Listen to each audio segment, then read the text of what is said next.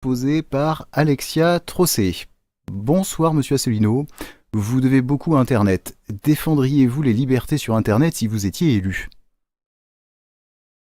Alors bonsoir à toutes et à tous, bienvenue dans ce premier direct de l'année 2018. Nous sommes le 10 janvier, j'en profite pour reformuler les vœux de bonheur, de santé, de prospérité pour tous les auditeurs, pour tous nos adhérents, militants, sympathisants et puis pour tous ceux qui nous écoutent. Pour cette nouvelle année, j'avais déjà présenté mes vœux le 31 décembre dernier, c'est un plaisir de les renouveler aujourd'hui. Alors, cette question, avant de commencer, je signale aussi que, comme à l'habitude, je signale que nous avons à l'heure actuelle 29 639 adhérents, des adhérents statutaires. Nous avons fait un bond tout à fait considérable depuis le 1er janvier 2017, vous le savez. On était aux alentours de 14 000 et quelques. Donc, en ce moment, les adhésions d'ailleurs se portent plutôt pas mal.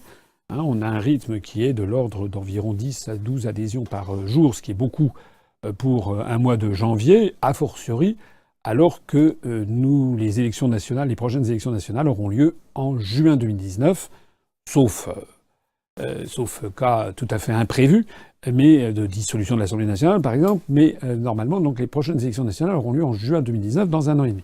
Néanmoins, notre mouvement se développe très bien. Alors on démarre cette soirée à 29 639 adhérents. Je rappelle que tous les adhérents qui adhéreront pendant ces 2 heures, immédiatement ce compteur sera incrémenté.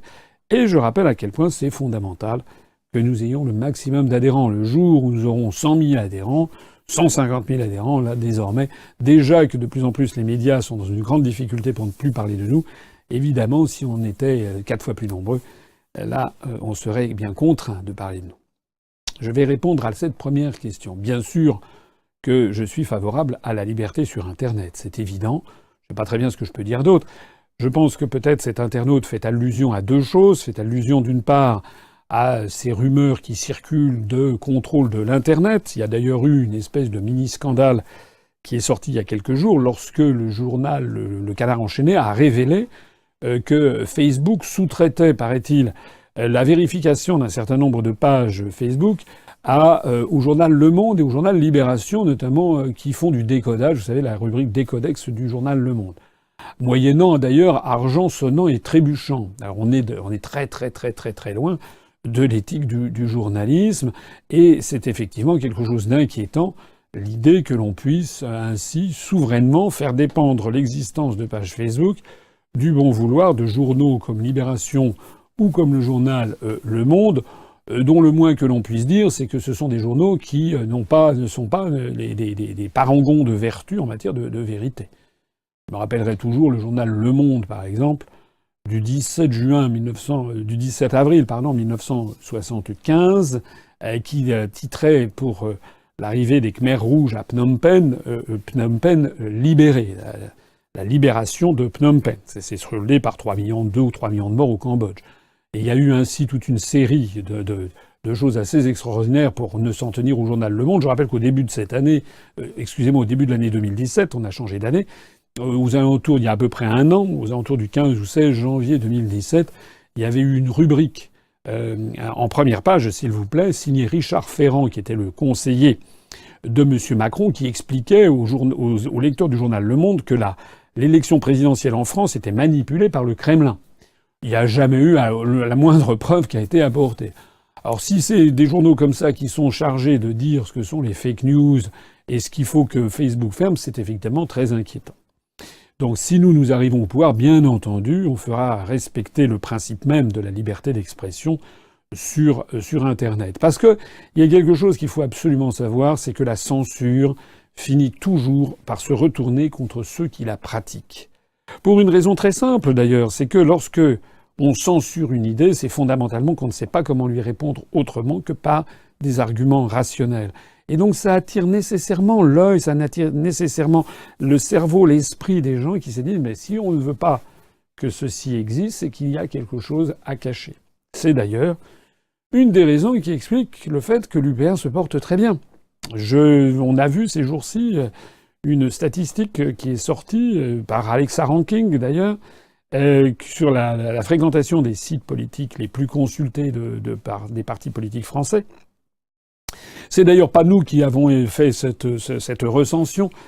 C'est un autre parti politique qui a dressé la liste des sites Internet les plus fréquentés des partis politiques français. Mais j'ai le plaisir de constater que, encore une fois, l'UPR se classe au premier rang des sites. UPR.fr est le site le plus consulté de tous les partis politiques français. Je dis bien des partis politiques.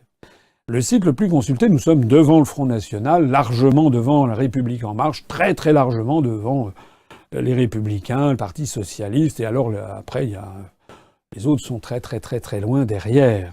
Et donc nous avons quelque chose d'assez extraordinaire, c'est de constater que le site UPR.fr est le site le plus consulté de tous les partis politiques français, mais l'UPR, c'est-à-dire moi-même et un certain nombre de mes collaborateurs directs au Bureau national, nous ne sommes invités nulle part, sur aucun des grands médias suivis par le CSA. À une seule exception près, Sud Radio. Sud Radio, d'ailleurs, où je serai, je crois être invité demain soir, d'ailleurs, entre 19h et 20h, ça doit être confirmé, mais où de nouveau Sud Radio va m'inviter, je crois, pour parler, me semble-t-il, du voyage de Macron en Chine.